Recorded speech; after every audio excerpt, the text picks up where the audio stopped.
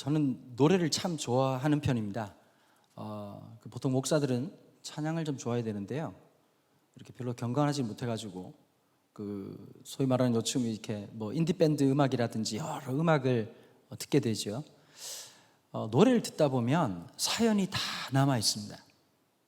다 모든 사연이 남아 있죠. 아마 이제 함께 하시는 분들이 아마 10대, 20대들이라면 제가 말을 이렇게 절대 천천히 하지 않을 건데 지금 제가 할 수 있는 최대치로 느려가지고 아주 천천히 지금 말을 하고 있습니다.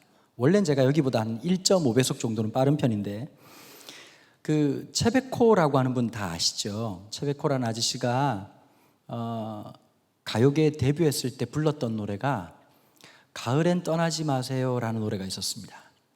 가을엔 떠나지 마라. 그 노래를 대부분 다 어떻게 부르셨어요? 아마 사랑하는 연인을 떠나보내고 난 다음에 그런 노래 부르셨잖아요. 근데 채베코 씨 말은 달랐어요. 채베코 씨 어머님이 20살에 돌아가셨대요.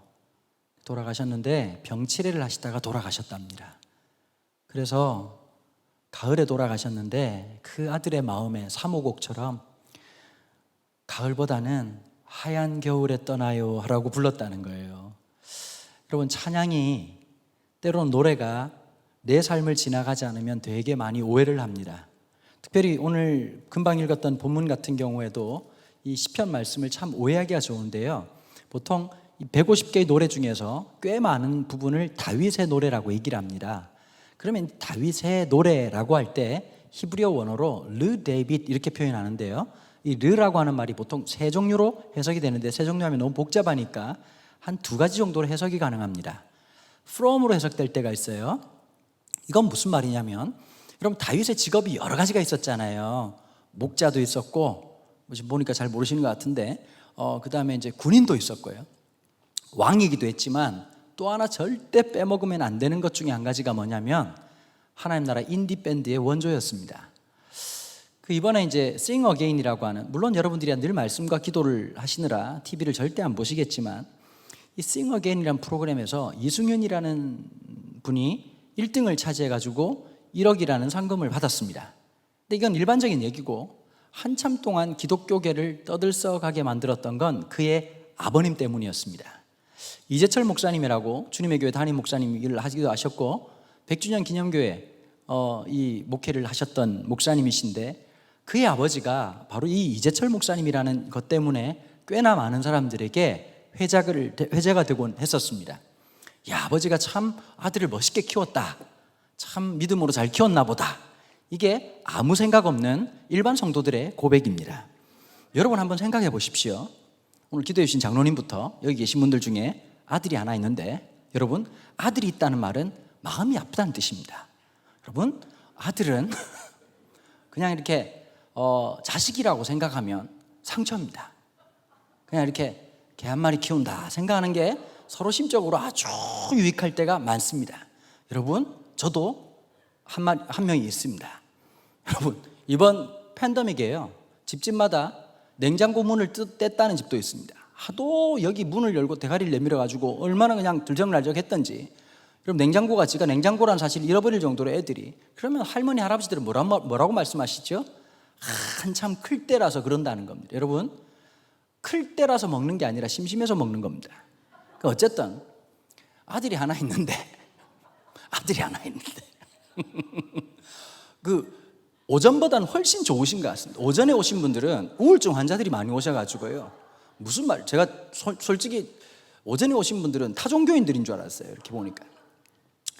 근데 이 자식 입장에서 보면 참 답답할 노릇이지요. 35살이 되도록 온전한 직장 하나 안 가지고 그게 알바든 파트타임이든 뭐든지 간에 아무것도 안 하고 앉아가지고 기타만 띵기띵기면서 노래 부르고 있으면, 여러분, 아까 우리 찬양인도 하신 분들 보셨죠? 여러분들 보시기에 왼쪽에 기타 치시는 분 보셨죠? 그 기타가 깁슨이라고 하는, 사실은 저거 하나 팔면 괜찮은 기타입니다. 예, 그거 얼마나 또 엄마 아빠를 졸라가지고 샀겠습니까? 그거 여러분, 통기타가 저거 새 걸로 사면 목사님 허락만 해주시면, 개척교회 헌신해 주시면 제가 저게 생각보다 한 500만 원 넘습니다. 한 500만 원이. 여러분, 기타가 그냥 기타가 아닙니다, 여러분. 그래서 제가 제 눈에 확 들어와가지고 아유 괜찮구나 이렇게 생각을 했었는데요.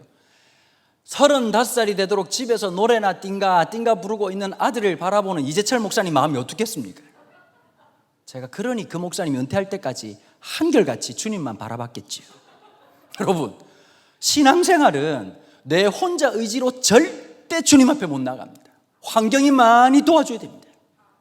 뚜껑이 활짝활짝 열리게 만들고 똥줄이 타게 만드시고 하여튼 속상하게 만드시고 그냥 주여라고 하는 말이 자다가도 벌쩍 튀어나오게 만드는, 제가 저희 아버님이 저 때문에 일주일 금식 일주일 회복을 2년 동안 하셨습니다.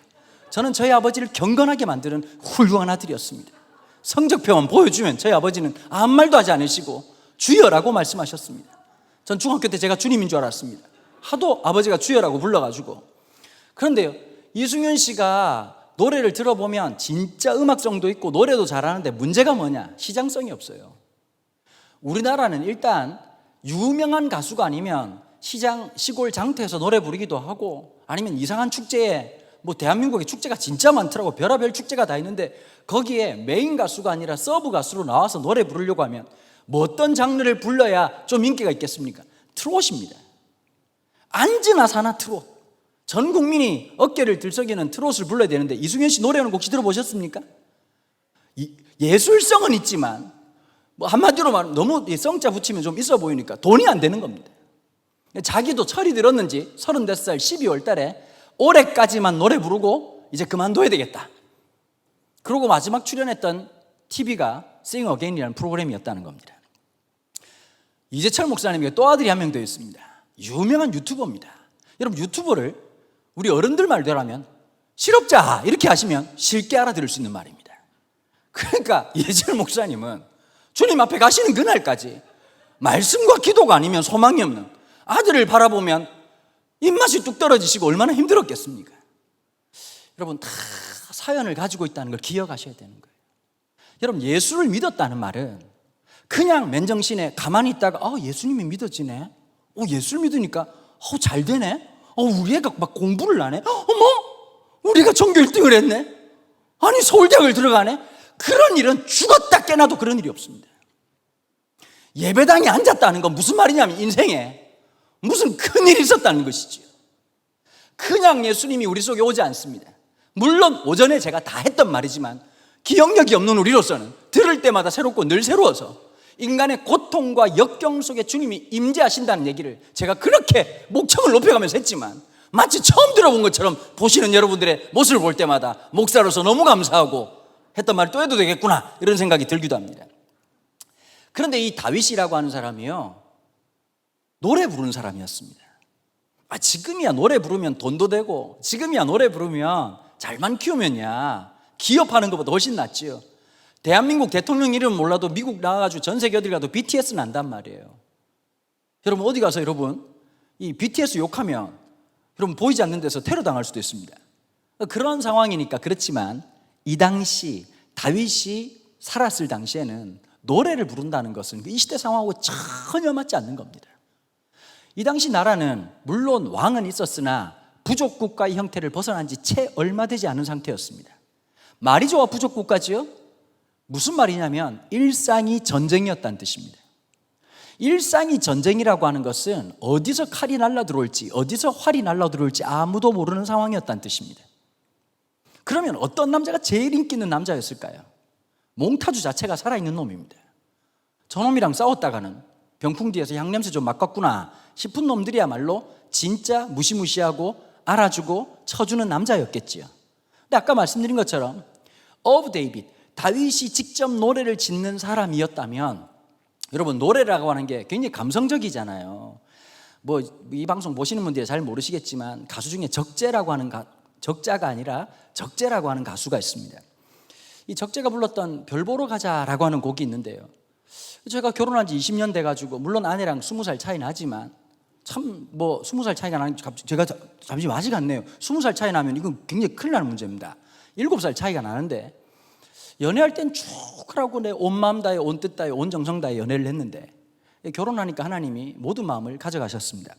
그래서 이제 가족으로 지내고 있어요. 아들 낳고 딸 낳고 미션은 끝났고 가끔씩 아내가 팔짱을 끼면 가족끼리 이렇게 하는 거 아니다 이렇게 얘기하면서 제 핏속에 흐르고 있는 이 경상도의 놀라운 피로 말미암아서 우리가 이렇게 정말 우리는 사회적 거리를 띠고 산 게 꽤 오래됩니다. 미리 팬데믹이 올 줄 알고 안전거리를 늘 2m씩 뛰면서 하나님이 기뻐하신 거룩한 공간, 마치 법궤와 이스라엘 백성들이 떨어져 있는 것처럼 3,000규빗은 그렇게 있고 싶었지만 집이 그렇게 넓지 않은 관계로 한 1.5m 내지 2m. 농담입니다 여러분. 이걸 진담으로 또 받아들여가지고 댓글에 강은도 목사 사모와 사이가 좋지 않다. 여러분 우린 굉장히 사이가 좋습니다. 목사님 유튜브 하다 보면 진짜 이상한 사람들 많습니다. 설교 시작하기 전에 싫어요를 누른 2명을 내가 주님 오시기 전까지 꼭 잡을 겁니다. 제가 분명히 믿는 건 신천지일 거라고 확신하고 있지만, 아니 설교를 듣고 난 다음에 누가 좋아요 보라 그랬나? 자기가 보놓고 왜 또 싫어요를 누르는지. 여러분 좋아요가 아무리 500개 600개가 돼도 싫어요를 보는 순간 뒷골이 땡기고, 가끔씩 어디서 위로가 되냐니까 이창수 목사님도 저보다 훨씬 싫어요가 많은 걸 보고 상처는 상처를 치료하는 법이거든요. 어쨌든 누구에게나 자기가 살아가는 삶의 여정이 있고 모습들이 왜 없겠습니까?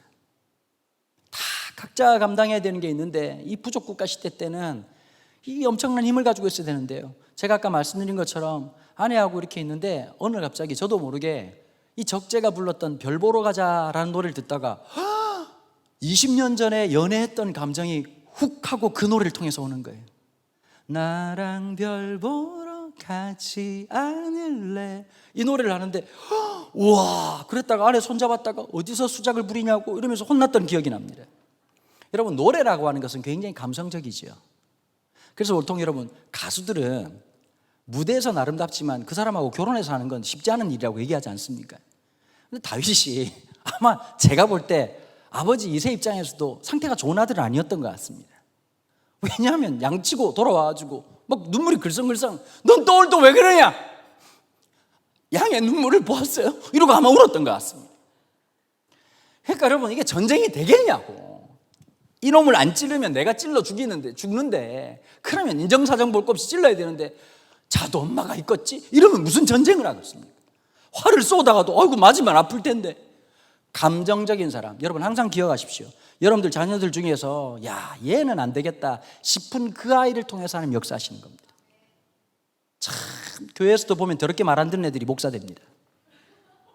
놀랍게도 정말 저 아이가 이놈이 어떻게 될까, 인생 전반전만 있는 거 아닙니다. 인생 전반전만 있는 게 아닙니다. 하나님은 리사이클링의 달인이십니다. 이걸 쓰겠나 싶은데 하나님은 거의 재창조의 역사를 통해서 새롭게 하시고 붙잡아 주시는 거지요. 이게 이사야서에 있는 말씀입니다. 다 무너졌던 남유다의 포로로 가서 유수당했던 이 백성들을 내가 다시 창조하마, 내가 새롭게 빚으마. 여러분 창세기 1장의 역사는 과거의 단회적 역사로만 끝나는 것이 아니라 오늘도 지금도 매 순간마다 우리를 새롭게 하신 역사인 줄 믿습니다.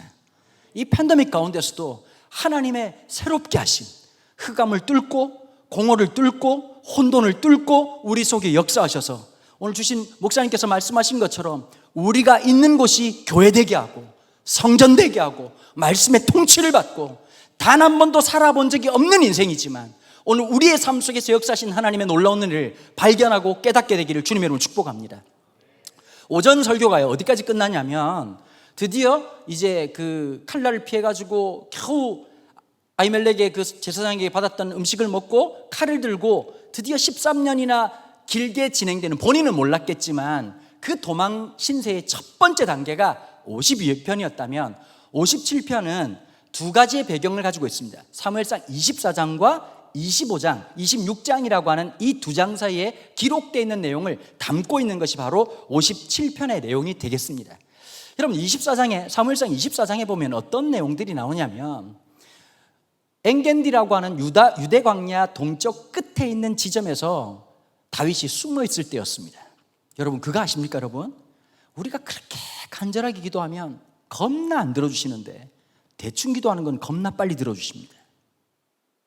그거 무슨 말인지 다 아시죠? 그죠? 아니 그렇게 작정 기도하고 하나님 제발 좀 은행 대출 길을 열어달라고 그렇게 기도하면 나 같으면 좀 하나님이 우리 업계 관행을 좀 바꾸셔야 돼요. 그러면 한 3일째 금식하고 막 머리를 풀고 기도를 하면 따라 두려워하지 마라, 입금을 했다, 이렇게 말씀하신 하나님이 저는 참 좋을 것 같습니다. 그런데 주님은 응답이 없습니다. 참 답답하죠. 사춘기 애를 볼 때마다 저놈 사춘기 언제 끝날까 말씀해 주시면 좋을 것 같은데, 여러분 이 대답을 제일 정확하게 해주신 분이 누군지 아십니까? 또래 엄마들이 아닙니다. 내일 모레 돌아가실 것 같은 권사님들한테 물어봐야 돼요. 권사님, 우리 애가 사춘기입니다. 그때 하나님의 말씀을 권사님의 입을 통해서 말씀해 주십니다. 다 끝난다. 언젠간 끝나겠죠. 끝나지 않을 것 같은 그 인생의 문제 속에서 다윗이 뭐라고 기도했냐면, 하나님 저 너무 외로워요 기도했더니 하나님이 사람들을 보내주셨습니다. 여러분 정말 외롭고 힘들 때가 있잖아요. 나이 들면 휴대폰 켜고 전화번호를 뒤져 가는데 마음 편히 전화할 사람이 진짜 세월이 지나면 지날수록 없어집니다. 그럴 때 모처럼 만에 전화를 했는데 10년 만에 20년 만에 전화를 했는데요, 마치 어제까지 계속 만났던 것처럼 희한하게 마음이 통하고 5분만 지나도 마음에 평안이 있고 기쁨이 있는 그런 친구들이 만나면 얼마나 행복합니까? 커피 한 잔을 놓고도 2시간 3시간을 떠들었는데도 불구하고 5분밖에 안 지난 것 같고, 여자분들은 대단하지 않습니까? 그렇게 얘기를 많이 하고는 나중에 카톡으로 얘기하자, 전화하면서 얘기하자, 뭘 그렇게 할 얘기가 많은지. 그게 여러분 친밀감이라고 하는 축복인데, 하나님이 가끔씩 이 말을 못 알아들으시고 다윗에게 400명을 보내주셨습니다. 일단 400명을 보냈다는 게 이게 아주 그냥 절단 날 일이죠. 거기다가 성경에 보니까 옛날 성경책이 번역을 멋있게 했어요. 그들은 잡류였다. 환난 당한 자, 마음이 상한 자, 우리 식으로 말해볼까요? 공황장애 환자, 우울증 환자, 분노조절 장애, ADHD, 그야말로 가까이 하고 싶지 않은 인물들 400명을 보내주셨던 겁니다. 여러분 제가 20대 때 주로 단기 선교를 많이 다녔거든요. 10년 내내 여름이면 겨울이면 30명, 40명, 50명, 많을 때는 120명을 이끌고 갑니다. 여러분 이러다 보면 갈 때마다 완전히 이건 시트콤입니다. 한 명씩 사라져요. 저는 91년도 피나투보 화산 폭발해가지고 선교 갔다가 진짜 가면 안 되는데 그때는 우리가 너무 믿음이 좋았어요. 죽으면 죽으리다. 여러분 살아야 됩니다. 여러분 너무 죽으려고 애를 쓰면 안 되는데, 화산 속에도 막 불구덩이도 들어가겠다고 제일 위험한 거죠. 갔다가 화산재가 내리고 엉망진창인데, 여러분 거기서 막 목이 막히고 마스크도 제대로 안 하고 아주 화산재가 펄펄 날리는데요, 거기서 구호물품 주고 사람들한테 전도하고 그냥 급하게 돌아왔는데, 돌아오고 보니까 숫자를 안 만세도 한 명이 없는 겁니다. 그분이 이틀 만에 살아서 돌아왔어요. 뭐 그런 일부터 시작해가지고 중고등부 애들 단기 선교 데려갔더니 인천공항에서 목사님 왜? 여권이 없는데요. 이런 놈들부터 시작해가지고 하여튼 이런 얘기하면 밤새고 낮새고. 여러분 제가 종교를 안 바꾼 게 하나님의 놀라운 은혜입니다. 그 수많은 일이 있다가 드디어 30이 딱 넘어가지고 혼자 집회를 가는데, 여러분 이 얼마나 편한지. 제가 인천공항 가가지고 거기에 면세점이 있다는 걸 30 넘어서 알았습니다. 면세점에 뭐 사면 경찰이 잡는 줄 알았습니다. 그럴 기회도 없었고 시간도 없었던 거죠. 다윗이 혼자 도망가는 게 1000번 만번 낫지 400명 와가지고 어떤 놈은 불면증 환자에다가 어떤 놈은 저놈이 날 째려봐요 이러고 있어가지고 분노조절 환자에다가 안 되는 사람들에다가 그 어렵고 힘든데 그 동굴에 딱 숨었다는 첩보를 사울이 듣게 됩니다. 3000명의 강철 부대를, SAT, 공수특전단, UDT, 말을 좀 알아들으셔야 될 텐데, 이런 최고의 병력들을 3000명을 끌고 와가지고 드디어 다윗이 매복해 있을 것으로 예상되고 있는 지점으로 딱 도착했습니다. 그리고 군대 장관이 얘기하는 거죠. 전하, 명령만 내리시죠. 아무리 봐도 저 동굴에 숨어있는 것이 분명합니다. 명령만 내리시죠. 그런데 갑자기 무슨 일이 벌어졌냐면, 여러분 살다가 우리가 죽기 전에 한 번에 죽는 게 아니라 여러 가지 죽음을 경험하잖아요. 배고파 죽겠네, 잠아 죽겠네, 피곤해 죽겠네. 요거는 아무것도 아닙니다. 한 번씩 살다가 관략근이 말을 걸 때가 있습니다. 여러분 제가 이 설교를 하다가요, 지지난주에 경남 창원에 있는 한 교회 부흥회를 냈는데 이건 진짜 놀라운 일이 하나 있었어요.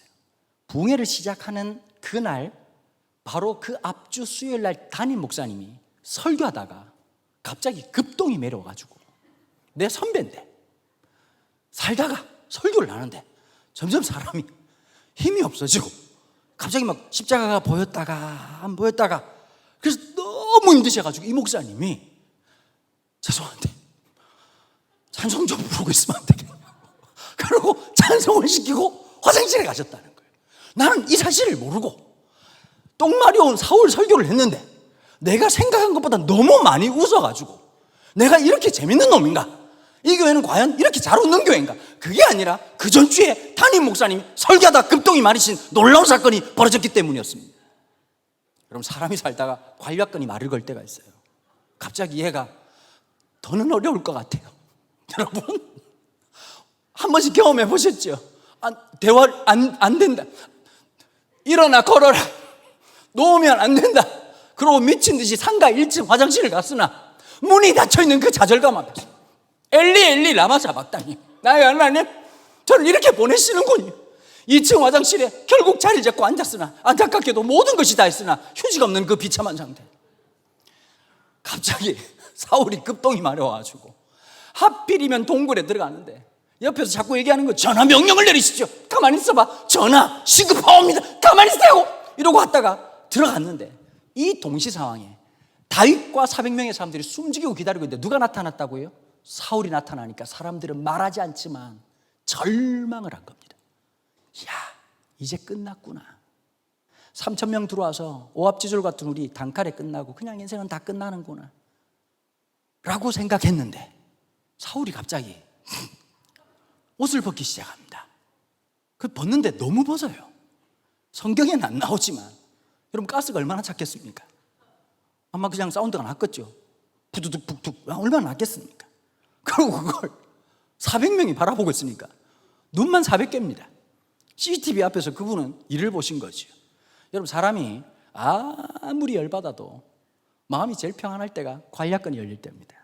여러분, 똥 싸면서 화내는 놈은 정신병자입니다. 보통은 아무리 열받고 아무리 마음에 왼수 같은 놈이 있어도 관략근 열리면 찬양이 나오고 사람이 노래를 부르고, 여러분 그렇지 않습니까? 여러분 이렇게 넘어가시면 저만 죽는 겁니다. 같이 가셔야 됩니다. 여러분, 그 상황에서 아비새라고 하는 사람이 다윗에게 말을 겁니다. 다윗, 이건 하나님이 주신 절호의 기회야. 여러분, 예수 믿는 사람들이요, 당신이 진짜 예수 믿는지 안 믿는지를 알 수 있는 첫 번째 리트머스 정의가 하나 있습니다. 이게 딱 하면 돈이 되는 일이다 라고 하는 게 내 마음으로 움직이면 당신의 신앙을 한번 점검해 봐야 됩니다.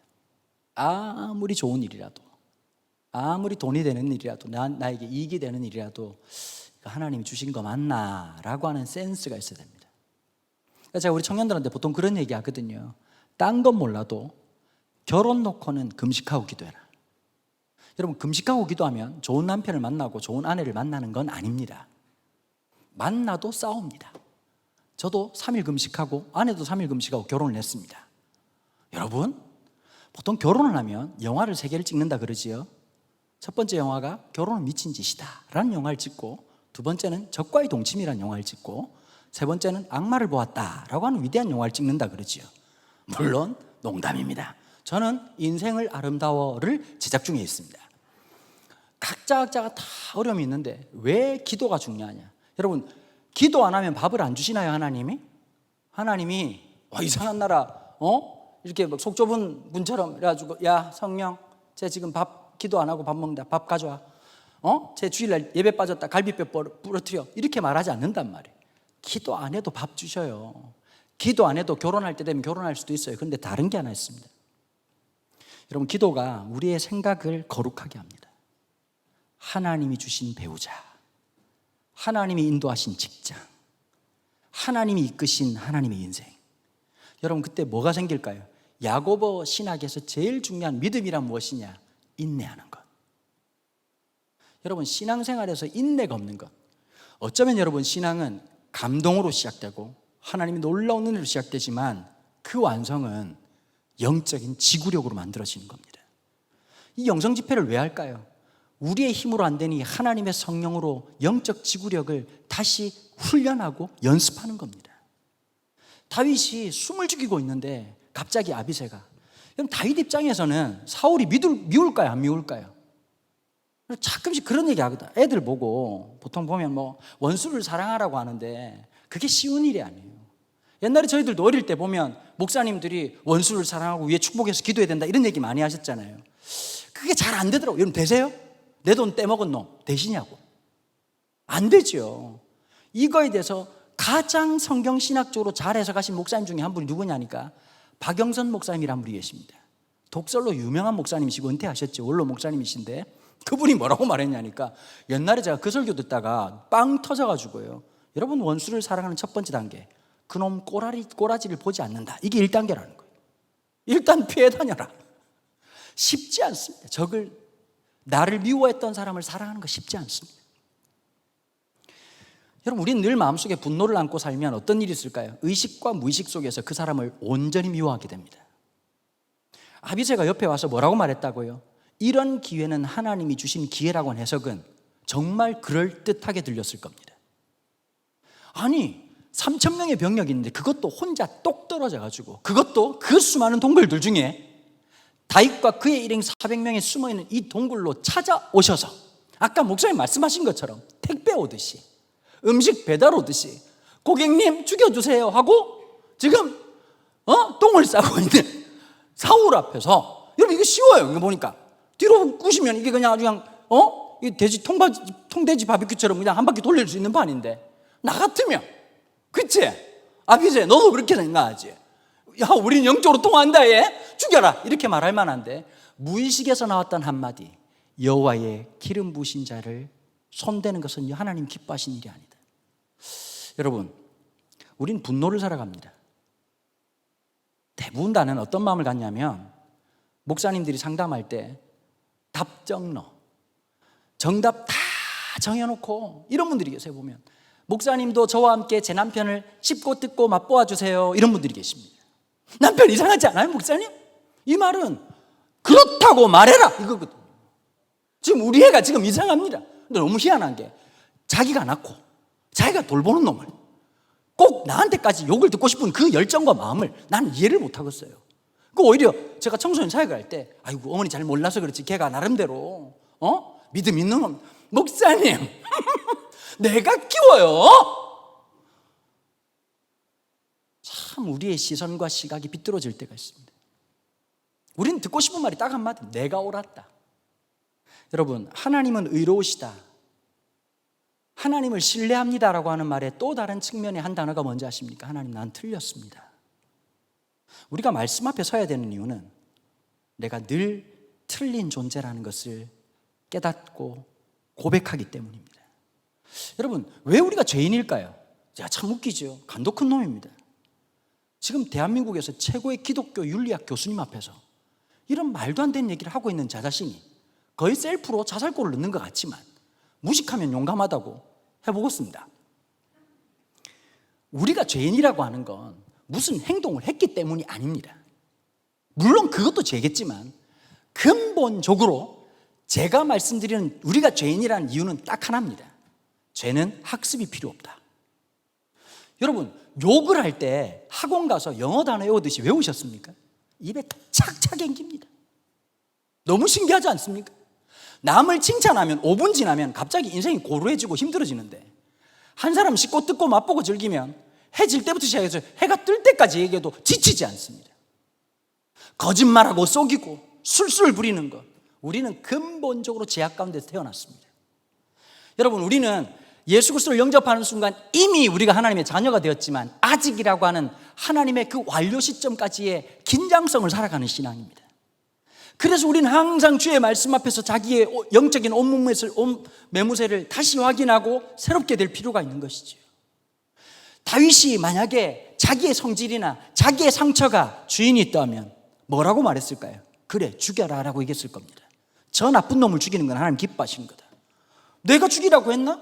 하나님 보고도 할 말이 있잖아요. 아니 하나님 제가 죽이려고 한 게 아니라 자기가 찾아와가지고 똥을 싸더라고요. 이건 하나님이 하신 거잖아요. 진짜 내가 죽이려고 안 했다니까요 라고 1000번 만번 말할 수 있을 겁니다. 여러분 여기서 하나 차이를 딱 알 수가 있어요. 사람이 말을 하는 걸 가만히 보면 그 사람이 뭘 붙잡고 있는지가 금방 표가 납니다.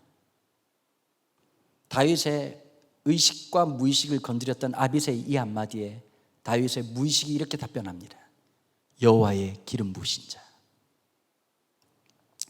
여러분, 이게 한국 그리스도인들에게 필요한 부분입니다. 말씀의 통치를 받는 것. 성질대로 살면서 자기의 성질을 성경으로 이용하는 사람이 아니라 말씀으로 자기의 아픔과 상처와 상실감이 지배당하고 새로워지는 것. 그게 은혜입니다. 왜 수많은 사람들이 예수 믿는 사람들을 보고 그렇게 놀랄까요? 제가 고등학교 다닐 때요, 단과 학원이라는 데가 있었습니다. 참 뭐 벌써 오래전 얘기지요. 가만 생각하면 벌써 88년 올림픽 할 때 말입니다. 하늘에 막 지조새 날아다니고 이렇게 삼엽충 막 돌아다닐 때 말입니다. 그 당시에 부산에 유명한 영어 단과 선생님이 계셨는데, 현광식 선생님이라고, 그때는 한 타임에 90분씩 수업을 하는데요, 그 조그마한 강의실에 450명이 들어갔습니다. 그런데 하루에 9번 강의를 하시는 거예요. 그분이 강의를 딱 시작한다고 이제 등록을 딱 받으면 30분 만에 9타임 전 과목이 다 마감이 돼버리는 거예요. 인기 스타였습니다. 근데 이게 부산 사람들이 좀 독특해가지고요, 서울에 유명한 강사들이 내려오면 한 달은 반짝 인기가 있다가 그 다음 달부터 인기가 없어요. 왜냐하면 서울 사람들은 액센트가 없어요. 이거 굉장히 중요하겠죠. 이거 시험에 나오지 않을까요? 이러면 부산 사람들은 못 알아듣습니다. 퍼포먼스가 장난이 아니에요. 그냥 분필을 한 30개 들고 막 벽에 집어던지면서 소리를 지르면서 거의 붕사에 가까운 짓을 합니다. 그러니까 이 선생님이 굉장히 인기가 있는 선생님이었는데, 한 번은 이제 독해를 쭉 하고 난 다음에 기독교에 대한 내용이 나왔습니다. 이분은 외모부터도 보살같이 생겼지만 기독교와 전혀 상관없는 분이었는데, 독해를 다 하고 난 다음에 이 말을 했던 게 지금도 기억이 납니다. 분명히 자기가 볼 때 2000년 전에 예수가 죽었는데 아직도 수많은 사람들 속에 그 가슴에 살아있다는 건 나도 부정할 수가 없다. 예수의 사람들의 특징이 뭘까요? 상처와 상실감과 개인의 고통으로 산 것이 아니라 말씀으로 그것을 넘어선 사람들, 말씀으로 그걸 극복한 사람들. 여러분, 교회는 절대 무너지지 않습니다. 조직은 무너질 수 있고 건물은 무너질 수 있지만 그리스도가 말씀으로 통치하는 곳, 담임 목사님 말씀하신 것처럼 내가 있는 그곳이 교회가 되게 할 때 절대 무너지지 않습니다. 코로나 할배가 찾아와도 무너지지 않습니다. 어떤 역경이 찾아와 무너지지 않습니다. 다윗의 13년 동안의 그 도망다니는 그 비참한 신세, 떠돌이 신세 속에서도 하나님 말씀이 계실 때 기쁨이 있고 찬양이 있고 시가 있고 노래가 있었던 겁니다. 여러분, 참 놀랍게도요, 이 말씀 속에서 이 사무엘이 얼마나, 이 사무엘서에 보면 다윗이 놀라운 것을 깨닫게 되는데, 사무엘상 24장 20절에 보면 똥 싸고 돌아간 사울 옷 벗어놓은 옷자락을 다윗이 조금 베어놨다가 이제 쾌변 보고 나가신, 이제 죽다 살았던 거죠. 갑자기 들어갈 때는 사람이 노랗게 죽어가다가 한 놈이 살아서 나왔겠죠. 나와가지고 있는데 그 뒤를 향해서 다윗이 소리를 지릅니다. 왕이시여. 보니까 다윗이, 너 이놈! 다 봤습니다, 전하. 쾌변을 축하드리옵니다. 양은 보통 양이 아니었습니다. 손 줄 알았습니다. 뭐 기타 등등 얘기를 했겠지. 왜 당신은 내가 당신을 죽이고 당신의 왕권을 빼앗을 거라고 생각하십니까? 제가 당신을 죽일 수 있는 절호의 기회가 있었습니다. 당신의 옷자락을 보십시오. 옷이 비어져 있고 이것이 증거입니다. 그랬더니 사울이 펑펑 울면서, 다윗! 내가 오해했구나! 이러면서 20절에 이렇게 얘기합니다. 보라, 나는 네가 반드시 왕이 될 것을 알고 이스라엘 나라가 내 손에 견고히 설 것을 아노니. 누가 한 말이라고요? 사울이 누구에게요? 다윗에게. 여러분, 놀랍게도 23년 도망가는 첫 번째 단계에 하나님의 함께 하심의 증거를 누구 입을 통해서요? 사울의 입을 통해서 다윗에게 주셨습니다. 13년 도망갈 때마다 이 힘든 순간에 늘 그를 붙잡았던 것은 사무엘상 24장 20절 말씀이었습니다. 여러분, 이 고난의 때에 여러분 붙잡고 있는 말씀이 있으십니까? 이 어려움의 때에 여러분 붙잡고 있는 말씀이 있습니까? 여러분, 말씀이 있어야 승리합니다. 말씀이 있어야 상처를 넘어섭니다. 말씀이 있어야 분노를 넘어섭니다. 문제는 뭐냐? 그 말씀이 없다는 겁니다. 제가 군생활하기 전에 저희 아버님이 성경책을 주시면서 저에게 주신 말씀이 하나 있었습니다. 시편 말씀이지요. 여호와는 내 편이시라. 내게 두려움이 없나니 사람이 내게 어찌할꼬. 물론 아버지의 기도는 별로 효험이 없었습니다. 제 머리에 안수를 하시면서 하나님 이 아들 군생활 합니다. 28개월 동안 주님 붙잡아 주시옵소서. 머리털 하나 상치 않게 없어서 입대하는 그날 대가리를 박았습니다. 그 기도는 아무 효험이 없었습니다. 그러나 놀랍게도 어려울 때마다 힘들 때마다 여호와는 내 편이시라 내게 두려움이 없나니 사람이 내게 어찌할꼬. 사람을 두려워하는 신앙이 아니라 하나님을 신뢰하는 신앙. 저희 아버님도 해병대 출신이거든요. 처음에 해병대 안 간다고 얼마나 갈고 왔는지. 육군은 군대가 아니다. 우리 집안이 다 큰아버지들이 해병대 출신이에요. 저희 아버님 사남 5남 2녀의 넷째 아들이거든요. 아버지 해병대 왜 갔냐면 형들이 다 해병대 가서 군대가 해병대밖에 없는 줄 알고 해병대를 가신 거예요. 육군에 갔는데 저희 아버님이 성경책 주면 옛날에 보면 시편과 신약 성경 그래가지고 요만한 성경, 우리 아버지는 스케일이 달랐습니다. 옛날에 톰슨 성경이라고 기억나십니까? 요거 3층에 집어던지면 사람 맞으면 죽을 수도 있습니다. 그 두꺼운 성경책을 들고 가면서 아버지 이거 안 되는 걸 되게 하라. 너는 네가 앞으로 목사가 될 거고 신학생인데 그 각오가 없느냐. 제가 그것 때문에 훈련소에서 엄청 두들겨 맞았습니다. 왜 맞았냐? 왜 세면백을 2개 달고 다니냐? 하나씩 받아야 되는데 세면백이 아니라 성경책입니다. 아 그러냐? 미안하다. 때리고 난 다음에 폭 때리고 난 다음에 야 임마 세면백은 1개씩이야. 여러분 제가 그 성경책 때문에 졸제 성경책을 집어던질 뻔 얼마나 갈등이 많은지 모릅니다. 아버지의 세뇌교육 때문인지 자대 배치를 받았습니다. 여러분 이등병은 수요 예배를 간다는 건 언감생심 꿈꿀 수가 없습니다. 그러나 아버지의 이 놀라운 정신력, 하루에 2번씩 가정예배를 드리면서 늘 갈구었던 그 수많은 시간들, 새벽 6시에 여러분 못 일어날 것 같죠? 처 맞으면 다 일어나게 되어 있습니다. 일어난 다음에 그걸로 끝나지 않습니다. 성경 석장을 읽고 주일날은 7장입니다. 읽어서 5문제 중에 4문제를 맞춰야 밥 주는 희한한 집안 태어났습니다. 여러분 저는 머리끝부터 발끝까지 말씀으로가 아니라 나보고 그러더라고. 와 목사님 어릴 때부터 말씀의 훈련을 잘 받으시. 사람이 먹고는 살아야 될 거 아닙니까? 이등병 자대 배치를 딱 받았는데 그날 일찍 사가니 수요일이었는데 당일 종교행사 갈 사람 저도 놀랐습니다. 입양 가면 또 종교행사가 없습니다. 그때 병장들이 째려보던 그 놀라운 눈빛으로 말하는데 You will be die. 너는 죽을 거다. As soon as possible. 여러분 하나님 말씀 앞에서 늘 때로는 내 이해관계가 때로는 내 분노가 왕노로 달 때가 있습니다. 말씀이 나를 통치하셔야 됩니다. 말씀이 나와 함께 할 때 다윗은 그 유혹을 그 어려움을 말씀으로 고백합니다. 여호와의 기름 부으신 자. 여러분 말씀대로 살면 손해볼 것 같죠? 맞습니다. 보통 목사님들이 그러잖아요. 말씀대로 살면 복을 받습니다. 아닙니다 여러분. 여러분 제가 안 먹는 음식이 2가지가 있습니다. 꽈배기를 안 먹습니다. 예수 믿고 꼬인 게 너무 많아가지고요. 일단 꽈배기를 안 먹습니다. 저는 아이스크림 중에 제일 싫어하는 게 스크류바라고. 여러분 저는 비빔만 먹습니다. 여러분 꼬인 거 싫어합니다.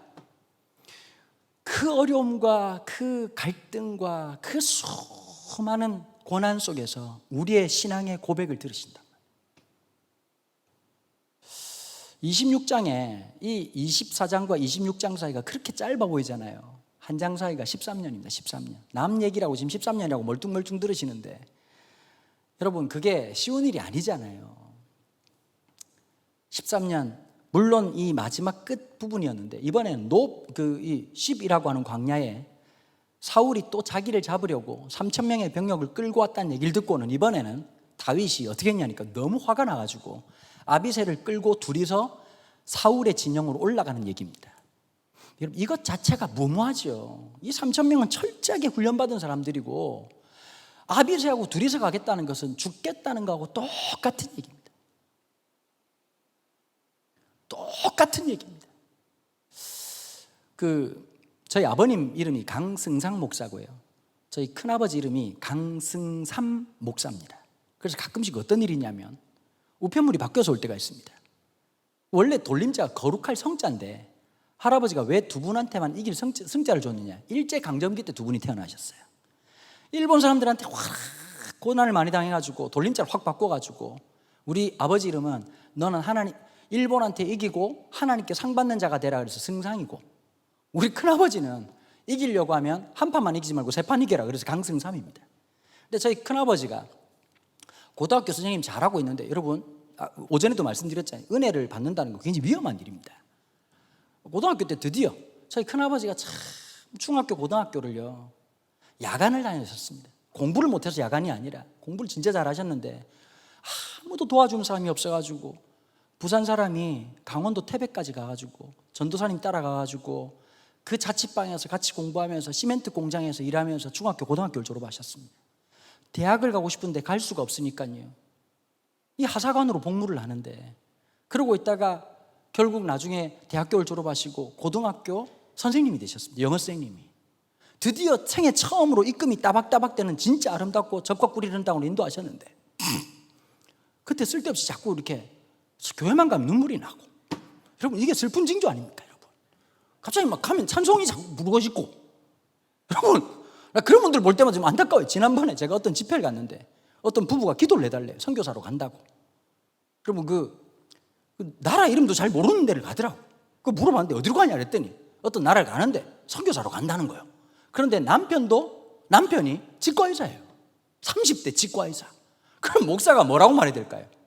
우리 담임 목사님 정도 되면 축복하고 보낼 텐데, 너무 세속적인 목사라 그런지 아니 좀 뽑다 가시지 왜 그렇게 빨리 가시려고 이렇게 뽑다가 지쳐가지고, 주님 한국 사람 이빨은 다 뽑았습니다 주님, 열방을 보기가 없어서 이렇게 하고 가야지. 건물도 하나 사놓고 지금 30대 지금 학자금도 다 못 갚은 애가 갑자기 쓸데없이 은혜 받아가지고 갔다는 거예요. 제일 걱정이 누구였냐면 사모님이었습니다. 사모님 오케이 있냐? 사모님은 이거 완전히 불벼락 맞은 거 아닙니까? 이 오빠랑 결혼하면 샤넬백 들겠구나 라고 하는 꿈과 비전을 가지고 결혼했는데 갑자기 밑장을 훅 빼가지고 선교사로 가겠다. 그럼 이거 얼마나 열받을 일입니까? 그래서 제가 물어봤더니 하는 말씀이 아내도 똑같이 은혜 받아가지고 선교사로 가기로 했다는 거예요. 두 번째 걱정된 게 누구냐면 애들이었습니다. 제가 1년에 한 번씩, 지금 팬데믹 때문에 못 하는데요, 선교사 목회자 자녀들 수련을 갑니다. 가면 딴 강사들 다 필요 없습니다. 아무리 말해봐야 우리는 우리끼리 통하는 게 있거든. 야, 우리 인생이 잘못된 게 아무것도 없다. 우리의 잘못이라고는 그분이 우리 아버지라는 거다. 그럼 애들이 갑자기 아멘 이러면서 막 나중에 끝나고 나서 막 형이라고 불러도 되냐고 그래. 뭐 세상이란 게 다 그런 거지, 형이라 불러라 이러고 있는데, 첫날 집회를 갔는데요 선교사 자녀들 100명이 모였어요. 얼굴이 썩었어요. 일단 분노가 가득 차 있어. 왜 그러냐?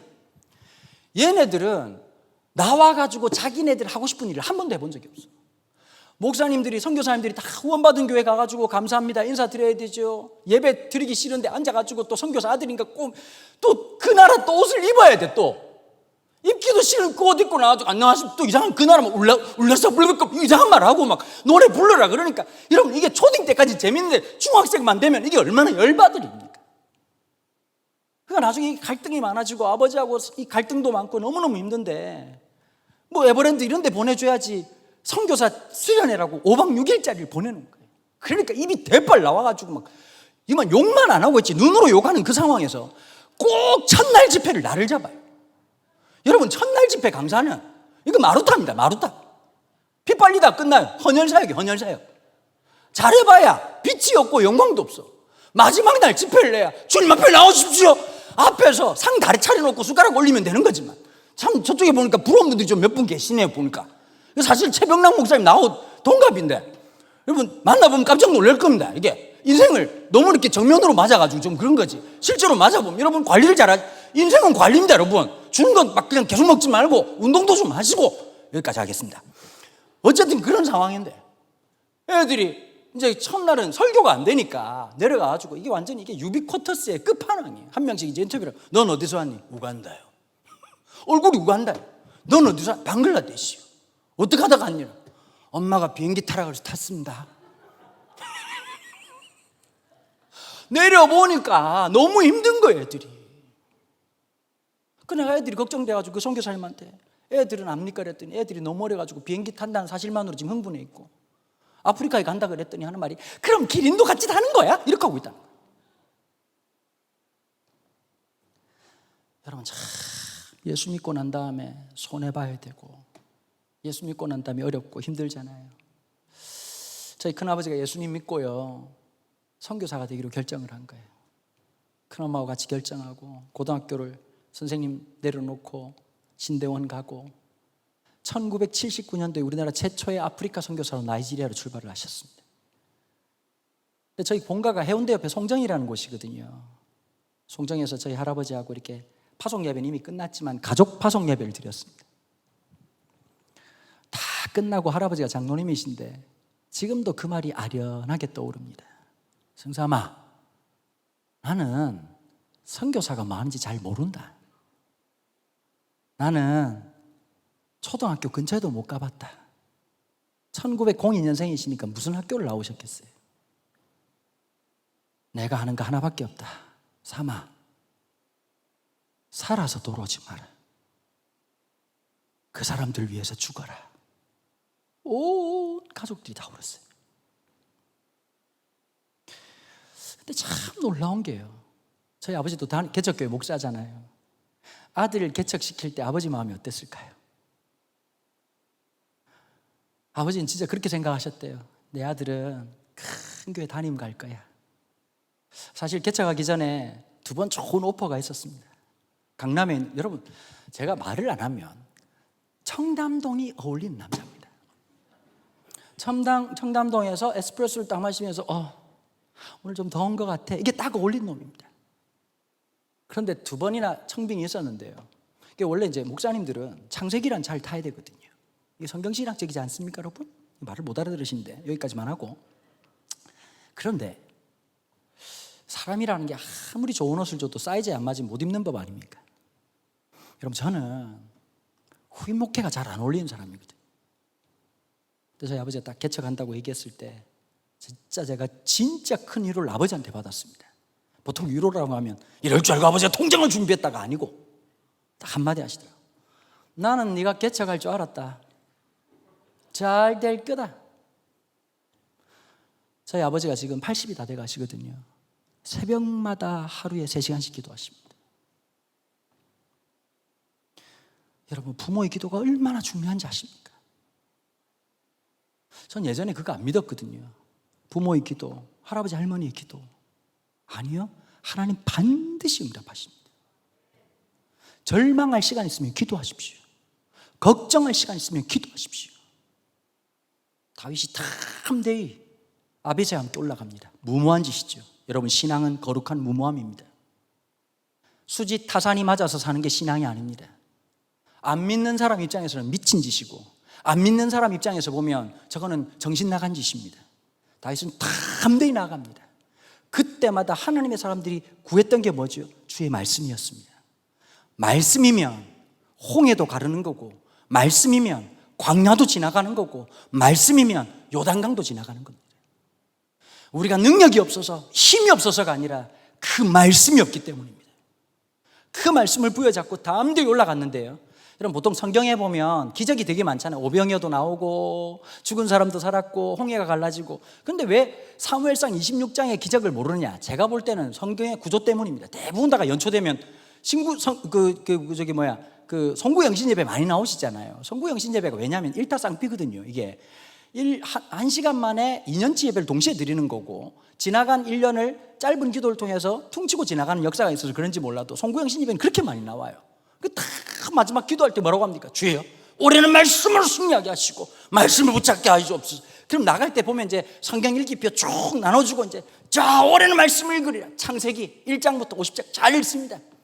위기가 어디부터 시작되느냐? 레위기가 아닙니다. 사실 출애굽기 25장부터 이게 살짝 피곤해지면서 이 하나님 나라 가구 공장이 시작돼요. 갑자기 주님이 이케아처럼 그냥 고가 이케요, 장이 이케요 이러고 이제 아론 색일지며 이 말을 알아들어야 성경을 좀 읽으신 겁니다. 그리고 그렇게 상태에 있다가 레위기에서 완전 가늘게 꼰실, 청색실, 혼세실, 거제, 요제, 속건제, 속제제 이러다가 혼상태에 빠져가지고 그 다음부터 주님 더 읽었다가는 이거 진짜 너무 힘들 것 같습니다 라고 포기를 하는 거예요. 그래서 사무엘상 넘어가기가 쉽지가 않아. 사무엘상 26장에 다윗과 아비새와 함께 올라갔더니 무슨 일이 벌어져요? 3,000명이에요. 하나도 예외가 없이 다 완전히 잠에 골아 떨어져 버린 거예요. 어느 정도로요? 마취 없이 수술 가능한 상태야. 그럼 우리는 인문학적인 상상력을 동원할 수가 있겠죠. 아비새가 지나가다가 창을 떨어뜨렸는데 갑자기 와랑창창, 야 조용히 하라고. 그런데 전부 다 마치 아무 일도 없었던 것처럼. 나중에 다윗과 아비새가 어디서 얘기하느냐? 사울이 누워서 자고 있는 사울 면상 위에서 토킹 어바웃을 합니다. 아비새가 이렇게 얘기하는 거죠. 다윗, 하나님이 이런 기회를 주실 리가 없다. 뭐라고 말하냐? 아주 자극적으로 얘기해요. 창을 들고 있는데 이거 2번 찌를 것이 없습니다. 여러분, 이거 얼마나 남자다운 얘기겠습니까? 서울 사람들 같으면 어떻게 할까요? 명령만 내리시면 나는 이런 게 제일 싫어해. 이 경상도 스타일을 어쩌면 이건 번역을 경상도 말로 해 화끈합니다. 이거 막 2번 쑤실 게 없는 기라. 이거하고 똑같은 거. 그럼 나 같으면, 내가 다윗이면 13년 동안 그만큼 그냥 계피를 봤으면, 그래? 이러면 끝납니다. 근데 봐보십시오, 여러분. 똥 싸는 놈 찌르면 살인이지만 자고 있는 놈 위에서 창을 들고 있다가 창이 왜 이렇게 무겁지? 아, 무겁네. 죽었네. 이건 과실치사입니다. 요거 김앤장 땡기면 한 1년 6개월 만에 그냥 나올 수가 있고, 검찰 측에서 아무래도 이건 살인교사다, 다윗을 불러가지고 다윗 보고 네가 그랬지 이러면 아비새는 왜 그랬을까요? 분노가 많았죠. 이러면 끝입니다. 나 같으면 그냥 그렇게 하라고 말할 것 같은데 26장에서 똑같이 여호와의 기름 부은 자를, 여러분 26장에서 마지막 다윗과 사울의 만남이 됩니다. 사울은 다윗을 축복하고 길보아 전쟁에 나아가서 그 전쟁에서 전사하게 되죠. 여러분, 그때 불렀던 노래가 오늘 이 본문입니다.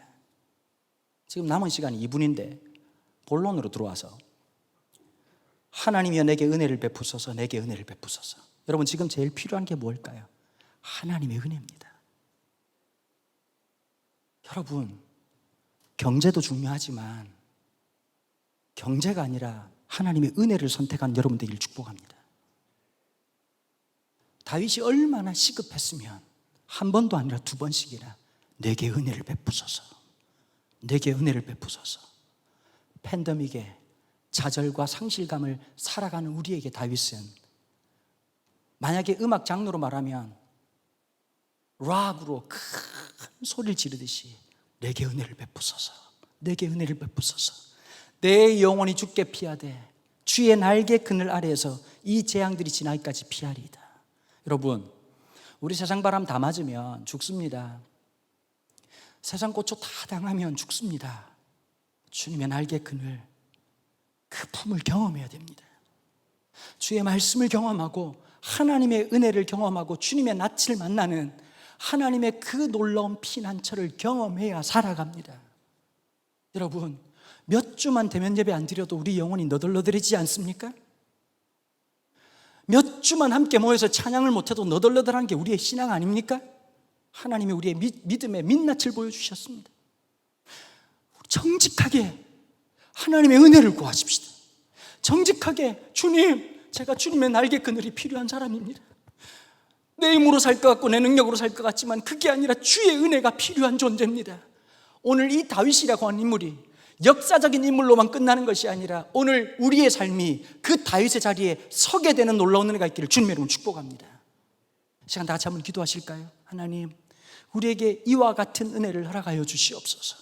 하나님, 나에게 은혜를 주시옵소서. 하나님, 요즘 성질이 왕노릇합니다. 상처가 왕노릇합니다. 불안이 왕노릇합니다. 주님, 이 자리에 주의 말씀이 있게 도와주시고 주의 은혜가 있게 도와주시고 주님의 놀라운 성령의 충만한 역사가 내 심령 가운데 임하게 하여 주시옵소서. 함께 기도하겠습니다. 하나님 아버지, 감사합니다. 오늘 이 시간 사랑하는 성도들과 함께 말씀을 나눌 수 있는 기회를 주셔서 감사합니다. 함께 만나서 말씀을 나눴더라면 훨씬 더 좋았겠지만 이 비대면 상황에서, 이 상황에도 불구하고 하나님 은혜를 구하고 주의 말씀을 구하는 사랑하는 성도들에게 주의 역사여 주옵소서. 오늘 휴대폰으로 때로는 컴퓨터로 말씀을 대하고 있는 모든 성도들, 오늘 우리 현실은 녹록지 아니하고 힘들고 어렵고 고통스럽지만 오늘도 우리가 주의 은혜를 구합니다. 주의 말씀이 우리의 삶에 왕노릇하게 하여 주옵소서. 상처와 분노와 상실감이 아니라, 불안이 아니라 주의 말씀이, 주의 은혜가 내 심령 가운데 임할 수 있도록 주여 함께하여 주옵소서. 기도의 줄이 터져나오게 도와주시고 말씀을 비워잡고 극복하고 승리하고 주의 말씀이 내 발에 등이 되고 내 길에 빛이 되는 놀라운 역사를 경험하는 우리 성도들 될 수 있도록 주여 함께하여 주시고 붙잡아 주시옵소서. 하나님 아버지, 우리는 신앙생활하면서 이런 상황을 처음 맞이합니다. 끝나지 않을 것 같은 이 팬데믹의 두려움 속에서 하나님, 넘어져도 주님의 은혜 앞에, 쓰러져도 주님 앞에 넘어지기로 결정합니다. 하나님 아버지, 은혜를 주시옵소서.